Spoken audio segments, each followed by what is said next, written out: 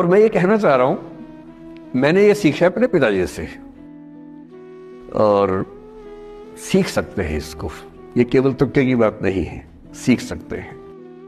मेरे जो पेरेंट्स हैं, पिताजी और माँ, वो एक अनूठा कॉम्बिनेशन है। अच्छा, आप किसी शादीशुदा जोड़े से अकेले में बात करके देखिए, जब वो कंफर्टेबल हो आपके साथ, आप उनको बोलिए कि मुझ में और मेरी पत्नी में या मुझ में और मेरे पति में ज़्यादा चीज़ें मैच नहीं होती हैं। सीरियस होकर बोलना, मजाक के मूड में नहीं, सीरियस मुंह बना के बोलिए, थोड़ा भरोसे में लेके। दुनिया का हर जोड़ा आपसे बोलेगा आप में तो फिर भी कुछ मैच होता है, हम में तो कुछ मैच नहीं होता, एक भी मैच। सारे जोड़े ऐसे ही चल रहे हैं, सबको लगता है कि उसका घर बढ़िया चल रहा है, मेरा ही ठीक नहीं चल रहा, क्योंकि उसका घर आपने फेसबुक पे देखा है, अच्छी अच्छी फोटो देखी हैं। 24 घंटे में से जो 2 अच्छे मिनट आए थे, उसमें ली गई 25 फोटो में से बेस्ट फोटो फेसबुक पे आई थी, और अपने घर में आप बाकी 24 घंटे में से 2 मिनट छोड़ के बाकी देख रहे हैं। तो दूसरे का घर हमेशा अच्छा लगता है कि यार लाइफ हो तो उनके जैसी हो। तो हमारे माता पिता भी स्वभाव उनका भी थोड़ा अलग रहा, सबका है, हमारा भी है। तो मेरे पिताजी हैं मस्त मौला आदमी, जैसे कबीरदास एकदम फक्कड़ मस्त मौला आदमी, भाड़ में जाए दुनिया उस मूड में रहते हैं, नुकसान हो जाए भाड़ में जाए। गीता का सार उन्होंने अपने मन में बिठा लिया है। उनका बड़े से बड़ा नुकसान हो जाता है तो क्या बोलते हैं, हमारा क्या था, जो लाए थे, जो लिया यहीं से लिया, जो दिया यहीं दिया, साथ लेके क्या जाना है, बात खत्म, कोई टेंशन ही नहीं उनको। और बाकी सब लोग टेंशन में कि अब क्या करें, ये हो गया वो हो गया, कैसे मैनेज करें। मेरी माँ को तनाव हो जाता था, और जब पिताजी ऐसे हो तो माँ को तनाव होगा, सीधी सी बात है। अगर माँ वैसी होती पिताजी तनाव में रहते हैं, तो सामान्य बात है। जब घर में एक व्यक्ति मस्त मौला हो तो बाकी लोग तनाव तो फिर बांटेंगे ना आपस में। वो बड़ा तनाव में रहती थी, उनको घर की चिंता, बच्चों की चिंता बहुत सताती थी। पिताजी भी चिंतित थे बच्चों को लेकर, जैसे कोई पिता होता है, पर उनकी नेचर थी कि ठीक है देख लेंगे जो होगा, अरे देख लेंगे, अरे भाड़ में जाओ, उस मूड में रहते हैं, आज भी रहते हैं। मेरी माँ 73 की उम्र से कुछ महीने पहले चल बसी, उनका जीवन समाप्त हुआ। मतलब मुझे नहीं पता कि जीवन क्यों समाप्त होता है, क्योंकि बड़े बूढ़े कहते हैं कि हर व्यक्ति के सांस का इतिहास है, सांसें लिखी हुई हैं ईश्वर ने, उतनी सांसें मिलेंगी। मुझे बहुत भरोसा इस बात में है नहीं, क्योंकि भगवान ऐसा क्यों करेगा कि जापान में सांसें ज्यादा लिखेगा और अफ्रीका में कम लिखेगा, भगवान ऐसा क्यों करेगा। और अगर सांसें पहले से लिखी हुई है तो हमारी जीवन प्रत्याशा क्यों बढ़ती जा रही है। अगर सांसें पहले से फिक्स हैं तो आजादी के समय से लेकर आज के 70 साल में जीवन प्रत्याशा लगभग 2.5-3 गुना बढ़ गई। और हम ये भी कहते हैं कि लोग खराब हैं। अगर लोग बुरे हैं तो जीवन छोटा होना चाहिए कर्मों के हिसाब से। लोग खराब हैं और जीवन बड़ा होता जा रहा है। तो मुझे उन मान्यताओं में बहुत भरोसा है नहीं कि सांसें लिखी हुई हैं।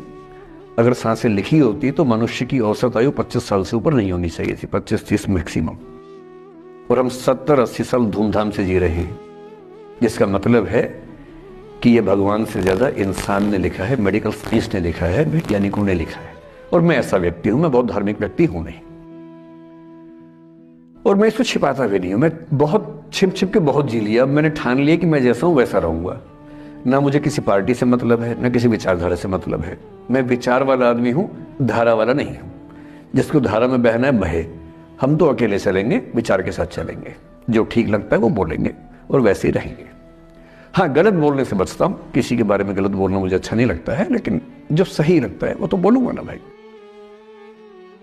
मेरे पिताजी 81 साल के हैं, अभी 81 साल के हुए कुछ दिन पहले, और एकदम मस्त मौला आदमी है, मुझसे ज्यादा युवा हैं। मैं 50 साल का बूढ़ा हूं, वो 81 साल के युवा हैं। उनके चेहरे की चमक, मतलब कई ट्यूबलाइट फेल है उनके सामने, ऐसी चमक चेहरे पर रहती है। क्यों रहती है? उसकी एक वजह यह कि वो रोज सुबह 2-3 घंटे प्राणायाम, योग, ध्यान, बहुत कुछ करते हैं। उनका भोजन इतना संतुलित है, सप्ताह में कम से कम 1 बार, कभी कभी महीने में 4 से ज्यादा 6-7 बार उपवास करते हैं पूरा। वो सब चीजें उनके अभ्यास में है, जो मेरे अभ्यास में उतनी नहीं है। मैं भी कोशिश करता हूं, पर अभी उतना सफल नहीं हो पा रहा हूं। पर मेरी राय में उनके इस सुंदर जीवन का सबसे बड़ा राज ये क्षमता है कि वो हर चीज को लेट गो कर देते हैं। तनाव उनके पास आता है तो फिसल के निकल जाता साइड से, लेते ही नहीं तनाव किसी बात का। कुछ भी हो जाता है तनाव ही नहीं लेते। और मुझे लगता है कि काश ये चीज मेरी माँ के स्वभाव में होती, कम से कम 10 साल उनका जीवन और ज्यादा तो होता। और मैं अपने अनुभव से बता रहा हूं, बहुत विश्वास से बता रहा हूं। मैं ना सोने जागने में नियमित व्यक्ति हूं, ना मैं बहुत कसरत करता हूं। ठीक हूं, मतलब बुरा भी नहीं हूं, ठीक हूं। मेरी उम्र के अधिकांश लोग बीपी शुगर बहुत बीमारियों से ग्रस्त हैं, मैं फिलहाल नहीं हूं। क्यों नहीं हूं? मेरे पास इसका उत्तर एक ही है, मैं लोड लेता नहीं किसी बात का, दबाव लेता नहीं, तनाव लेता नहीं। भाई अच्छा हो रहा है तो भी ठीक है। जब मैं सफल, जैसे मैं 3 साल में पिछले काफी सफल हो गया, जितना मुझे नहीं होना चाहिए था, मैं तुक्के से हो गया हूं सफल। अगर मैं सफल हो गया तो मैं इस बात का लोड भी नहीं ले रहा कि मैं सफल क्यों हो गया। अरे हो गया, तुक्के से तो हो गया। कई लोग हो जाते हैं, हम भी हो गए, ऐसा क्या है। कल को नहीं रहूंगा, मान लीजिए, ऐसा हो सकता है, कल को फेल हो जाऊं कहीं। फेलियर को पचाना पता नहीं कितना मुश्किल होता होगा लोगों के लिए। मैं अपने बारे में जानता हूं, मुझे मुश्किल नहीं होने वाला, क्योंकि मैंने सफलता का लोड लिया ही नहीं अपने ऊपर। विफलता मुझे क्या प्रभावित करेगी, बहुत फर्क नहीं पड़ता है। और मैं दावे से कह रहा हूं कि यदि ये टेम्परामेंट आपका हो, जो मेरे पिताजी से मैंने सीखा है, तो आप जिंदगी में सफल कितने होंगे वो एक अलग पैरामीटर है, पर आपकी जिंदगी शानदार होगी। और जितनी जिंदगी आपकी है, जितनी सांसें आप कहते हैं कि लिखी हुई हैं, गारंटी से कह रहा हूं कि 10 साल बढ़ जाएंगे। कुछ और लोगों के आप कम कर देंगे अलग बात है, लेकिन अपने 10 साल बढ़ा देंगे। इसलिए ये सीखना बहुत जरूरी है कि कैसे लेट गो करना है जिंदगी की चीजों को। 3-4 प्रसंग होते हैं। एक होता है कि आप किसी को बहुत चाहते हैं पर वो आपको नहीं चाहता। आपकी उम्र में ये सब तो खेल होता है, और क्या खेल होता है। मेरे घर में 2 बच्चे हैं 17 साल के, तो मैं उनको देख के समझता रहता हूँ। वो मुझसे छुप छुप के किसी से बात करते हैं और मैं छुप छुप के सुन लेता हूँ। तो उन्हें नहीं पता, मुझे तो नाम भी पता है किससे बात करते हैं, एक आध का तो एड्रेस भी पता है मुझे। पर मैं तो बच्चों को बोलता हूँ कभी जाना वाना हो तो मैं ले चलूंगा, चिंता मत करना, बोल देना कि ड्राइवर साथ में आया है, टेंशन मत लेना। तो मेरे तो बच्चे मेरे दोस्त हैं, मैं तो बड़ा दोस्ती के भाव में रहता हूँ। मेरा एक ही बेंचमार्क है कि वो जिस उम्र में जैसे हैं मैं कैसा था, और वो मुझसे अच्छे चल रहे हैं। उससे ज्यादा उम्मीद मुझे करने भी नहीं चाहिए। मैंने जो कुकृत्य 8वीं क्लास में किए थे, उन्होंने 11वीं क्लास में किए, तो बहुत है। मैं ये क्यों मान के चलूं कि वो देवी देवता पैदा होंगे? मेरे ही तो बच्चे हैं भाई। जीन तो मेरे ही है, तो कैसे देवी देवता हो जाएंगे? तो ज्यादा उम्मीदें क्यों पालनी है बच्चों से भी? मैं क्यों चाहूं कि मेरा बच्चा IAS जॉब करे? क्यों करे? वो IAS भी क्यों करे? उसका मन करेगा तो करेगा, नहीं करेगा तो भाड़ में है।